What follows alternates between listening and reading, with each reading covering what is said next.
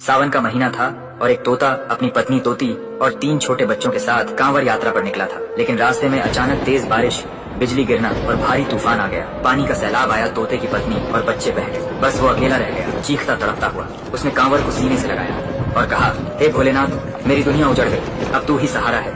उसी वक्त आसमान से रोशनी फूटी और शिव शंकर स्वयं प्रकट हो गए। भोले ने तोते की आंखों से आंसू पोंछे और कहा, तेरी भक्ति ने मुझे बाध्य कर दिया। उन्होंने अपने त्रिशूल से पानी को चीर दिया और उसमें से तोती और तीनों बच्चे जिंदा सुरक्षित निकले। तोते ने अपनी फैमिली को गले लगाया और सब ने कांवर चढ़ाई शिवलिंग पर एक साथ। दोस्तों, तोते की भक्ति और भोलेनाथ के प्यार के लिए एक लाइक और सब्सक्राइब जरूर करें।